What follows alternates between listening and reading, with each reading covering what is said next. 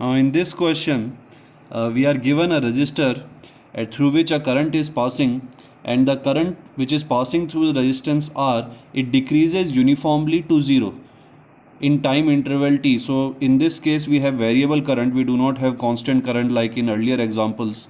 Here there is a value of current and the value of current is decreasing, and over a time interval t the value becomes 0. Now in this duration, the total charge that is passed to the resistance, let us say it is Q, and we have to find the total heat produced in this process. So here we have to keep in mind that the current is varying with time. So first we have to find out the relation, the equation for the current with depending the current as a function of time, or we can say the equation of current dependent on time.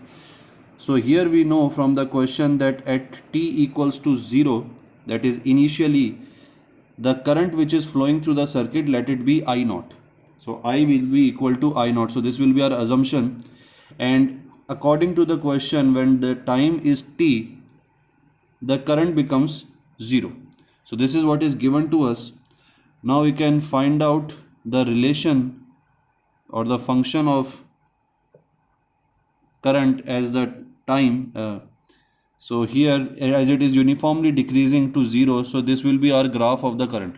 So this will be I naught, and here the time is capital T.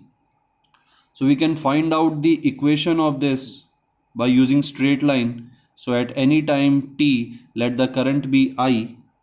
So I will be equal to I naught minus I naught upon t into t. It is a straight line function, mx plus, we can use mx plus c.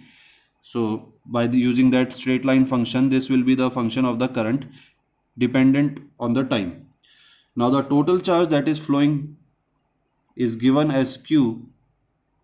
So the total charge will be Q, and we know that current is equal to I equals to dq by dt. So total charge will be Q. Total charge will be the integration of I dt, and our limits will be 0 to t.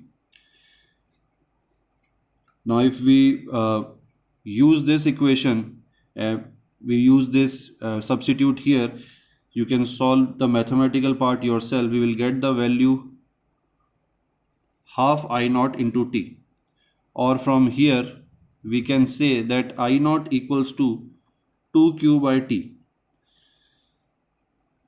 So therefore I naught equals to 2q by t. So using this value again here in this equation, we will get the function I equals to 2q by t minus 2qt upon t square, or we can take 2q by t common, and inside the bracket we will have 1 minus t upon t. So this will be the equation of I now, and we have to find the total heat produced. So we have already done the formula that in the case of variable current, the formula of heat that is produced will be equal to I square R dt, and it will be integrate over the time interval. This formula we have already studied in one of the previous videos. So here if we substitute this, then it will be 2q by t 1 minus, this will be whole square because of the I square into R dt. So this will be 4q square upon t into R. This will be common, so we can take out, this will be a constant, so we can take it out of the integral sign. So we will have 4q square t square into R, and the integration will be of 1 minus t by t whole square. So opening this,